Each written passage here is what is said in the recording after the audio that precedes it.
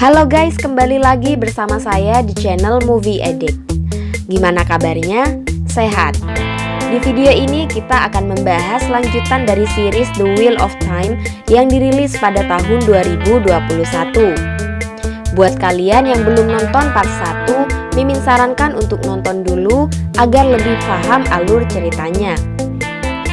Untuk video part 1 bisa klik link di description box atau di playlist yang Mimin buat ya. Tanpa berlama-lama, mari kita masuk ke alur ceritanya.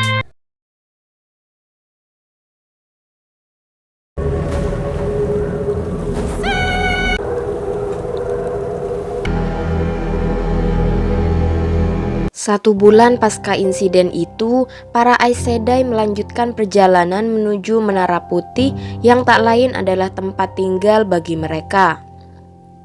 Sementara itu, Ren dan Matt mengikuti sekelompok orang yang tidak mereka kenal dengan kondisi Matt yang nampak buruk. Dan ternyata mereka baru tahu bahwa rombongan itu hendak menuju Tervelen, yang tak lain adalah kota di mana Menara Putih berada. Tervelen adalah kota yang cukup makmur dengan penduduk yang cukup padat serta ekonomi yang berputar dengan baik. Mereka pun menuju sebuah hotel. Matt merasa bersalah karena ia berpikir telah membunuh keluarga pemilik lumbung padi saat itu. Dan kita baru tahu bahwa ternyata Tom tewas di tangan Fate saat itu. Sementara itu di Menara Putih, Moiraine menempatkan Nynaeve di sebuah ruangan terpencil karena khawatir akan keselamatannya sampai ia bertemu dengan keempat pemuda yang lain. Di tempat lain, Perrin dan Egwene bersama rombongan Tuataan dicegat oleh sekelompok jubah putih yang berhasil mengenali wajah keduanya. Sekuat tenaga para Tuataan menghalangi kelompok jubah putih. Namun akhirnya mereka berdua berhasil tertangkap. Di Tervelen, Ren yang sedang berada di perpustakaan dikejutkan oleh kedatangan sosok misterius dengan wajah yang cukup aneh. Rupanya ia adalah seorang Ogier, yaitu seorang makhluk bukan manusia yang hidup damai berdampingan dengan manusia. Ogier itu diketahui bernama Loial. Lalu percakapan mereka dipecahkan oleh suara bising yang ternyata adalah rombongan Aes Sedai bersama si naga palsu yaitu Logain yang sedang melintas melewati Tervelen. Di Menara Putih, Stepin sedang bersiap melakukan sebuah prosesi untuk kematian Kerene. Dengan berkaca-kaca, ia mengenang awal pertemuannya dengan Kerene.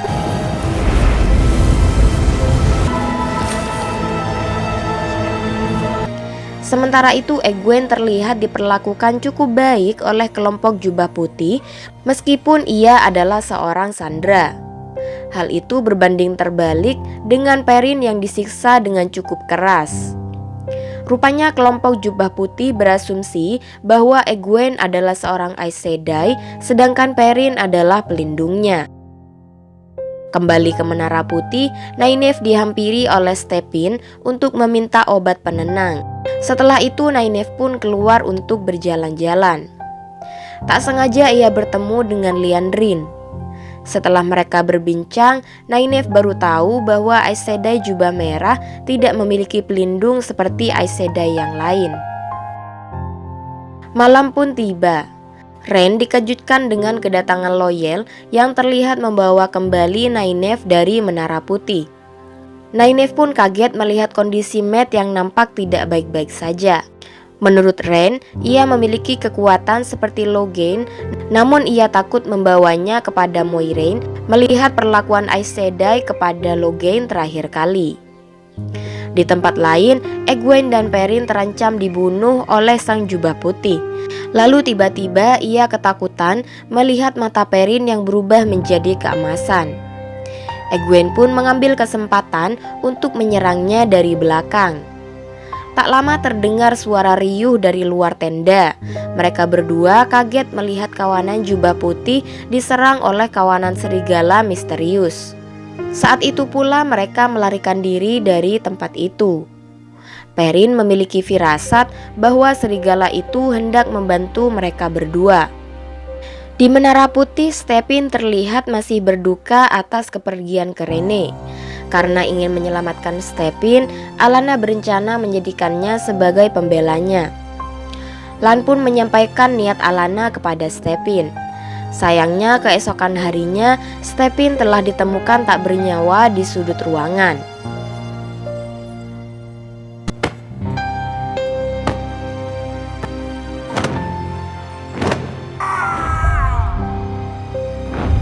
Scene berganti memperlihatkan sebuah sungai di mana seorang anak gadis bernama Siwan dan ayahnya tinggal di sana.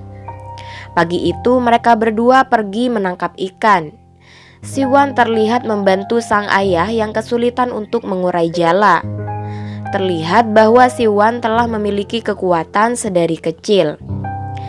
Setibanya di rumah, mereka kaget melihat rumah yang mereka tinggali telah hangus terbakar. Demi menjaga keselamatan Siwan, sang ayah pun memintanya untuk pergi ke Menara Putih. Rupanya anak kecil tadi telah tumbuh dewasa dan menjadi penguasa di Menara Putih yang dikenal dengan sebutan Tahta Amirlin. Pagi itu para Aes Sedai sedang berkumpul untuk mengadili sang naga palsu.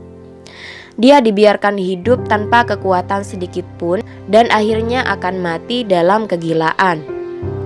Pada kesempatan itu pula, Liandrin akan mendapatkan hukuman karena menghakimi Logen di tempat alih-alih membawanya langsung ke Menara Putih. Begitu pula dengan Moiraine. Ia akan mendapatkan hukuman karena meski tahu bahaya Trolloc dan pasukan Logen sedang mengintai, ia tidak memberitahu situasinya kepada Aes Sedai yang lain.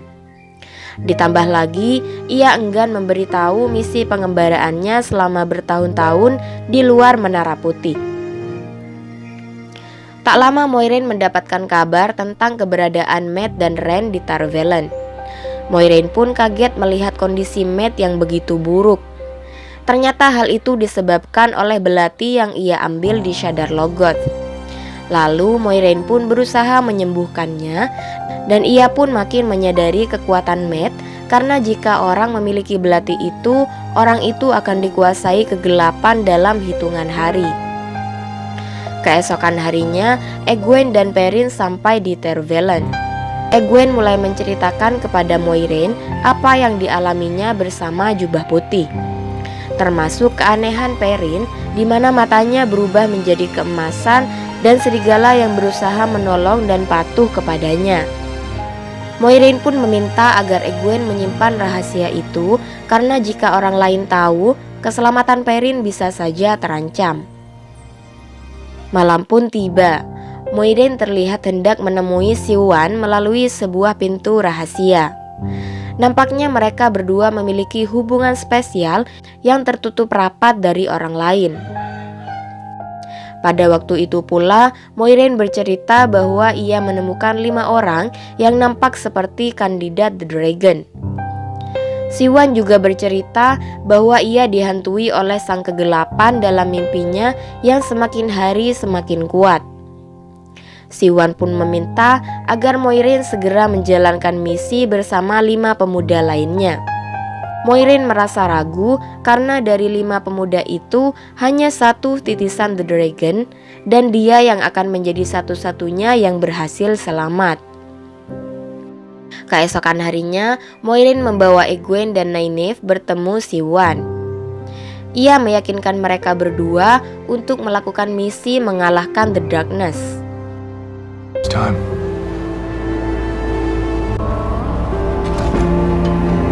Setelah itu para Aes Sedai berkumpul di aula untuk memberikan hukuman berupa pengasingan bagi Moiraine, yang mana sebelumnya hal itu adalah permintaannya sendiri kepada Siwan. Siwan pun mengabulkan permintaan itu karena dengan demikian Moiraine dapat melakukan misi tanpa diketahui Aes Sedai yang lain. Lalu berangkatlah Moiraine menuju sebuah tempat di mana terdapat gerbang misterius di tengahnya. Tak lama Loial bersama Egwene dan Perrin datang, disusul oleh Lan bersama Ren, Mat dan Nynaeve. Mereka akan masuk ke dalam dimensi lain dengan ruang dan waktu yang berbeda dari dunia mereka saat ini. Moiraine menjelaskan bahwa mereka akan menuju the Eye of the World, sebuah tempat di mana The Darkness dikurung oleh sang naga terakhir. Moiraine pun mulai membuka gerbang misterius yang tidak dapat dibuka oleh sembarang orang. Satu persatu mereka masuk ke dalam gerbang di mana sekeliling mereka terlihat gelap gulita. Lalu mereka baru sadar ternyata Matt tetap diam di tempat semula sampai gerbangnya tertutup. Seorang perempuan bernama Tigraine yang tengah berlari di tengah-tengah mayat yang tergeletak. Nampaknya baru saja terjadi pertempuran di tempat itu. Rupanya ia sedang mencari tempat berlindung untuk melahirkan. Kendati demikian, ia masih mampu melindungi diri dari ancaman yang datang. Namun sayangnya ia terluka saat melawan musuh. Lalu tiba-tiba, sementara itu Moiraine dan yang lainnya memulai perjalanan. Mereka pun mulai menyusuri jalan yang gelap dan dengan suasana yang mencekam. Tak lama Perrin menyadari sesuatu yang aneh di depan mereka yang ternyata adalah batu pemandu. Sayangnya batu pemandu itu dalam kondisi rusak sehingga Loial kesulitan untuk membacanya. Perlu diketahui bahwa kaum Ogier seperti Loial memiliki pengetahuan yang luas sehingga tak heran jika ia tahu banyak hal. Mereka pun beristirahat sementara Loial berusaha memahami batu pemandu. Lalu mereka dikagetkan dengan kedatangan Trolloc secara tiba-tiba. Beruntung secara refleks, kekuatan Ren keluar dan berhasil menyingkirkannya. Merasa tak aman, mereka memilih untuk pergi ke sebuah tempat bernama Valdara. Tak lama mereka tiba di sebuah gerbang. Di tempat itu, tiba-tiba mereka mendapatkan serangan Machin Shin, yaitu bisikan-bisikan yang berusaha menggoyahkan pendirian dan keyakinan mereka. Nynaeve pun mulai terpancing oleh Machin Shin, namun beruntung Moiraine berhasil membuka gerbang di waktu yang tepat. Ternyata gerbang dimensi itu membawa mereka menuju perbatasan Valdara. Mereka pun melanjutkan perjalanan menuju pusat kota Valdara yang tak lain adalah kampung halaman Lan. Di sana mereka disambut baik bahkan oleh rajanya yaitu Lord Agelmer. Pada kesempatan itu pula Moiraine memperingatkan raja bahwa akan ada ancaman Trolloc yang tak terduga karena mereka mulai menggunakan gerbang dimensi untuk sampai ke suatu tempat. Sementara itu Moiraine meminta adik sang raja yang mana dahulu ia adalah murid di Menara Putih untuk mengirim pesan kepada Aes Sedai Jubah Merah untuk menemukan Matt. Keesokan harinya, Moiraine pergi ke sebuah restoran menemui seorang kenalannya yang bernama Min, seorang peramal yang sedang menyamar sebagai karyawan restoran. Atas permintaan Moiraine, Min pun menggunakan penglihatannya. Menurut penglihatan Min, Perrin adalah pria bermata kuning dengan darah di dagunya. Ren terlihat sedang menimang bayi, sedangkan Egwene dan Nynaeve terlihat sebagai api putih dan cincin emas. Menurutnya keempat orang itu saling terhubung satu sama lain. Sepulang dari sana Moiraine menceritakan ramalan itu kepada yang lainnya. Tadinya ia bermaksud untuk menemukan The Dragon lalu menyelamatkan sisanya dengan tidak membawanya untuk menghadapi The Darkness. Sayangnya Min gagal menemukan The Dragon. Mereka pun diberi pilihan untuk ikut serta ataupun tetap tinggal. Sebelum melanjutkan misi berbahaya di esok hari, Lan menyempatkan diri berkeliling di kampung halamannya untuk menemui teman dan keluarganya. Ia pun menyadari keberadaan Nynaeve yang membuntutinya sedari tadi. Lalu ia pun mengajaknya bergabung bersama keluarga angkatnya. Tak lama Lan dikagetkan dengan Nynaeve yang tiba-tiba masuk ke dalam kamarnya.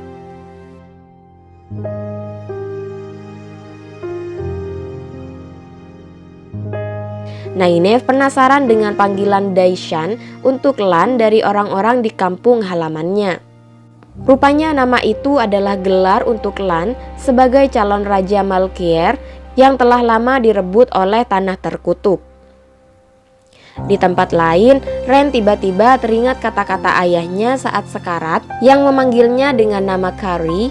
Ia juga ingat tanda bangau di pedangnya, kemampuannya mengusir Trolloc, serta bisikan Machin Shin bahwa dia adalah The Dragon. Semuanya berputar di kepalanya. Lalu Ren pun memutuskan untuk menemui Min. Saat melihat Ren, Min mendapatkan penglihatan seorang perempuan membawa pedang bangau yang sedang melahirkan di sebuah tempat bersalju, persis seperti di scene sebelumnya. Perempuan itu lalu mati dan bayi itu diasuh oleh seorang laki-laki di The Two Rivers. Keesokan harinya Mat, Egwene, dan Nynaeve berkumpul. Mereka memutuskan untuk ikut serta bersama Moiraine.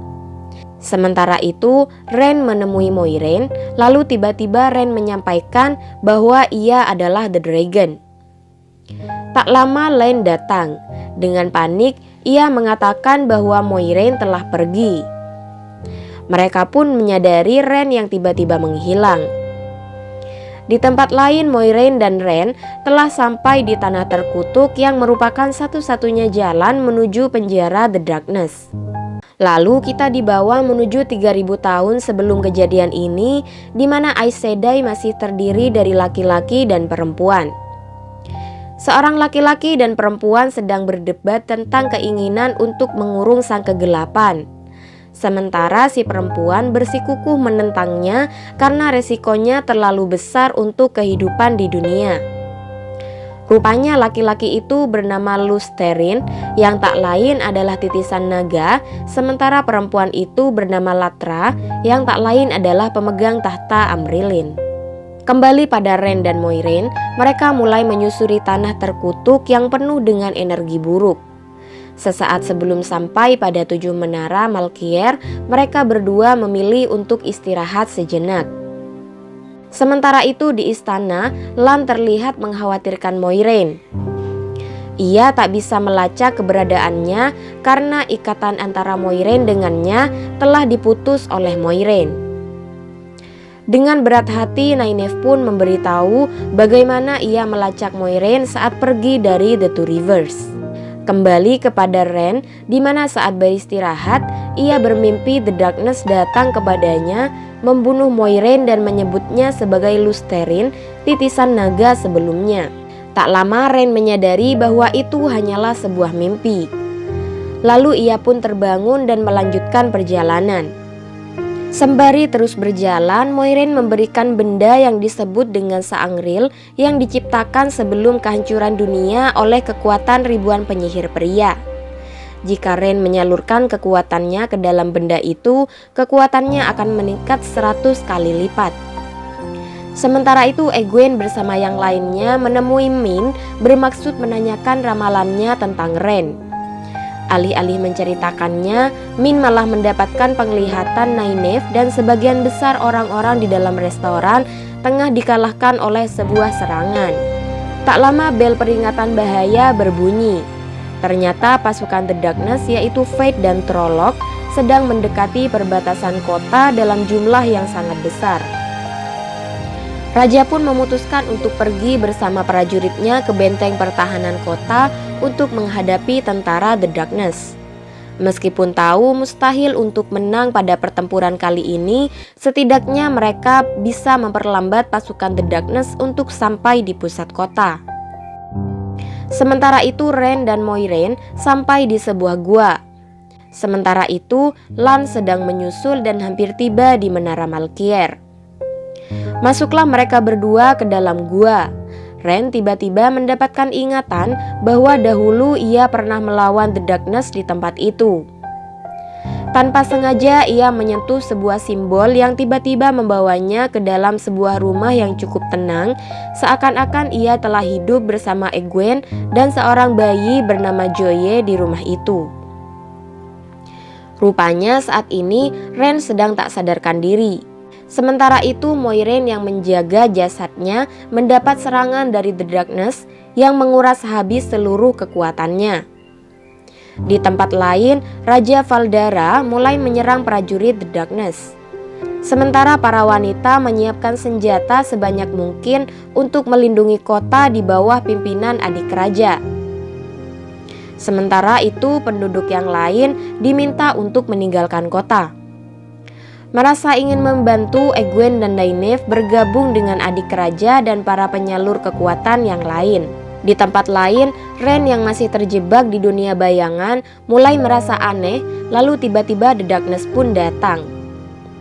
Ia mulai mempengaruhi Ren untuk menyalahgunakan kekuatan demi mendapatkan kehidupan indah yang ia rasakan saat ini. Rupanya ia sedang menguji Ren apakah Ren akan memilih kegelapan ataupun sebaliknya. Karena jika ia sampai mengikuti kata-kata The Darkness, artinya ia berpihak padanya. Sementara itu Moiraine telah bersiap untuk memenggalnya jika ia sampai memilih kegelapan. Sementara itu di Valdara, sang raja dan prajurit mulai kewalahan menghadapi Trolloc. Dan pada saat itu pula raja pun tewas. Sementara itu pengawal pribadi raja bersama Perrin terlihat sedang berusaha menggali lantai di tahta kerajaan di mana terdapat tanduk Velaere di dalamnya yang akan digunakan oleh The Dragon. Sementara itu seorang misterius bersama 2 orang Faith telah berhasil menyelinap ke dalam istana. Di luar nampak Trolloc telah berhasil menembus benteng pertahanan. Adik sang raja pun mulai memimpin untuk melawan Trolloc bersama perempuan-perempuan lain. Di tempat lain, Ren mulai mengeluarkan kekuatannya atas arahan dari The Darkness. Sayangnya di luar perkiraan The Darkness, Ren malah mengunci kekuatan The Darkness ke dalam Saangril yang diberikan oleh Moiraine. Lalu ia pun tersadar dan seketika itu The Darkness pun akhirnya hancur. Sementara itu Perrin yang menyadari kedatangan penyusup mulai mencarinya di istana. Lalu secara mengejutkan rupanya mereka telah berhasil membunuh prajurit raja dan loyal pada saat itu. Lalu mereka membawa pergi tanduk Valir. Di luar istana Trolloc telah berhasil dikalahkan oleh para wanita. Namun sayangnya adik sang raja tidak dapat mengendalikan kekuatannya. Sehingga kekuatan yang mereka salurkan terlalu besar dan satu persatu dari mereka mulai gugur. Hanya Egwene yang selamat dari insiden itu. Di tempat lain Ren mulai merasakan kegilaan dalam dirinya. Konon jika seorang laki-laki bisa menyalurkan kekuatan, ia akan gila dan membunuh orang-orang yang ia cintai. Karena itu, Ren tidak ingin kembali dan meminta Moiraine untuk menyampaikan kepada teman-temannya bahwa ia telah gugur bersama The Darkness. Egwene yang sedang meratapi kematian Nynaeve tanpa sengaja mengeluarkan kekuatan dari dalam dirinya yang membuat Nynaeve hidup dan kembali seperti sedia kala. Persis di tempat The Darkness hancur, Moiraine menemukan kepingan batu Quendylar yang mana menurutnya itu menjadi pertanda bahwa pertempuran yang baru saja terjadi bukanlah akhir melainkan sebuah awal dan akan ada pertempuran mengerikan selanjutnya. Scene diakhiri dengan diperlihatkan sebuah pantai di mana seorang anak kecil tengah bermain di sana. Lalu puluhan kapal terlihat mendekati bibir pantai bersama prajurit berbaju zirah di dalamnya. Di kapal itu juga terdapat perempuan-perempuan misterius di mana mereka memiliki kemampuan untuk menyalurkan kekuatan. Dan film pun berakhir. Gimana? Menurut kalian, series ini layak mendapat rating berapa? Tulis di kolom komentar ya. Jika kalian menyukai video ini, jangan lupa klik tombol like, komen, dan subscribe ya, agar Mimin lebih semangat untuk update video menarik selanjutnya. Saya mewakili seluruh direksi yang bertugas yang hanya beranggotakan 1 ekor ini, pamit undur diri dan sampai jumpa di video selanjutnya. Bye-bye!